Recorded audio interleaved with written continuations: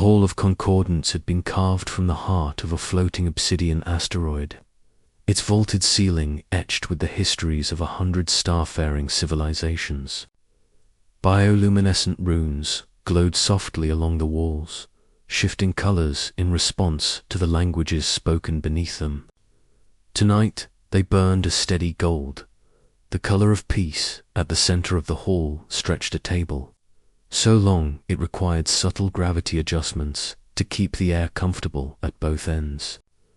This was where treaties were signed, wars quietly prevented, and grudges centuries old were dissolved over carefully chosen meals. Tonight's dinner had been arranged by Valrix of the Ember Clutch, High Diplomat of the Drakari Imperium. Valrix was enormous, even by dragon standards. His scales were a deep volcanic red veined with gold, his horns curved like twin crescents above eyes that had stared down emperors. He wore ceremonial bindings of platinum and silk, symbols of office rather than restraint. Entire star systems had shifted their policies after a single calm sentence from him, and yet, as he sat at the table now, Valrix was rigid with an emotion no treaty had ever prepared him for. Embarrassment, because seated beside him, on a raised cushion tailored specifically for smaller Drakari juveniles, his son was crying, not quietly, not politely, but with the full, hiccuping wail of a child whose heart had broken in a way only children could manage. The hall had gone silent. Forks hovered mid-air, mandibles stilled. Translators paused, uncertain how to interpret sobbing. The Drakari did not cry in public, especially not the heir of their most respected diplomat. Valrix leaned down slightly, lowering his massive head until his snout was close to the boy. "Ethon," he murmured in old Drakari voice, low and controlled. "Tell me what troubles you." Ethon's wings, still soft at the edges, not yet hardened into battle-ready membranes, trembled as he clenched them around himself. "They all have siblings," Ethon choked out, pointing with a claw toward the other children present, the twin-scaled hatchlings of the Cardominion, the triplet-eyed broodlings of the Silori, even a fuzzy juvenile of the Trell, who had been gnawing happily on a sugar crystal. They laugh together. They fight together. They get to be not alone. His voice cracked. "You're always gone, Father. You speak for worlds, but I eat alone." A murmur rippled through the hall. This was not a diplomatic incident. This was worse. This was personal. Valrix straightened slowly. His claws tightened against the stone floor. 100 solutions to interstellar crises lived in his mind, but none to this. The Drakari way was strength through lineage. Ethon was his only hatchling. His mate had perished cycles ago during a stellar storm, her egg clutch lost with her. Valrix had buried that grief beneath duty, believing time would harden the ache. He had not considered how it would soften his son instead. "I am here now," Valrix said, carefully, aware of the eyes upon them. "But you won't be tomorrow," Ethan replied. Silence fell again, heavier this time. Then, from further down the table, a small chair scraped softly against the floor. The sound came from the human delegation. Humans were new to the Concordance, loud, strange, and possessed of an unsettling habit of treating galactic elders like neighbors. Their ambassador had brought a single guest tonight, a young girl named Lena Carter, daughter of a xenobiologist stationed on the Concordance ring. She was small, fragile-looking, brown-haired, with bright eyes that missed very little. Before anyone could stop her, Lena padded across the polished floor toward the massive dragon and his sobbing son. Security tensed.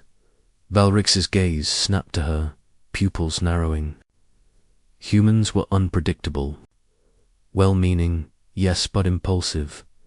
Lena stopped beside Ethan's cushion and looked up at him, studying his tear-streaked scales with a seriousness that belied her age. Then she leaned in close, standing on her toes, and whispered, "He just needs a sister."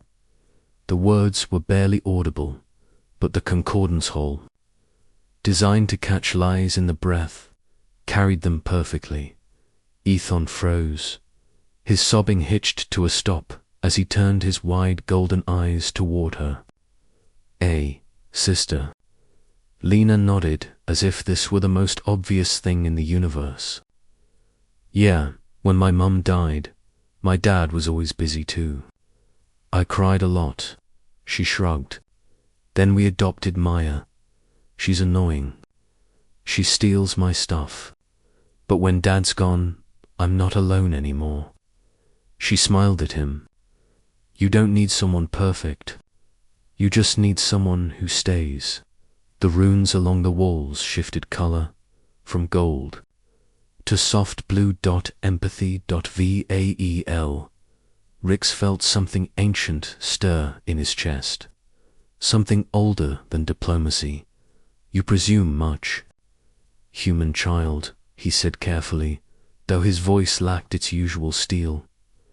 Lena looked up at him without fear. "You presume too little, Dragon Lord." A ripple of startled laughter broke out among the delegates. She turned back to Ethan. "There are lots of kids without families. On my world. On others too. My dad says family isn't always about blood, it's about choosing." Ethan's wings loosened. Would a sister stay?" he asked quietly. "Always," Lena said. "Even when she says she hates you," Ethan sniffed.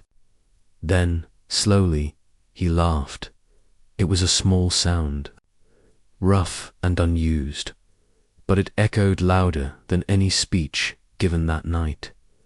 Valrix closed his eyes in that instant. He saw every orphaned Drakari from wars long past, every child displaced by treaties signed in rooms like this. He had spoken for peace, but never considered its aftermath. "You would suggest," Valrix said, voice steady but changed, "that the Drakari Imperium adopt."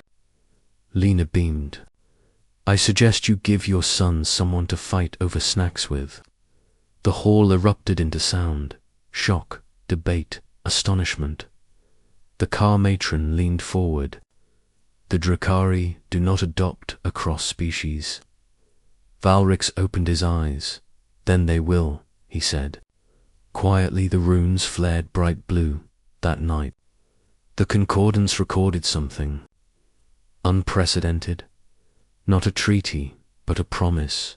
The process was not simple. There were councils, objections, tradition, invoked like a weapon. But Valrix stood before them all not as diplomat, but as father. "My son does not require an heir," he declared. "He requires a family." The Imperium listened, because when Valrix spoke without ornament, worlds moved.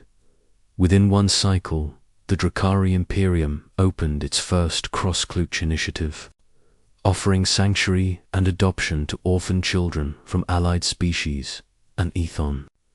He waited, then one morning, Lena returned, this time holding the hand of a quiet, silver-scaled Drakari, hatchling with mismatched horns and a scar across her cheek. "This is Pyra," Lena said. "She bites." Pyra bared her teeth proudly. Ethan stared at her. Then he grinned. The sound of their laughter, dragon and dragon, brother and sister, rang through the halls of the Imprem, and far beyond, years later. Historians would argue that peace truly began that night in the Hall of Concordance, not because of diplomacy, but because a human girl whispered a truth no empire had remembered. Even dragons need family, Asterisk.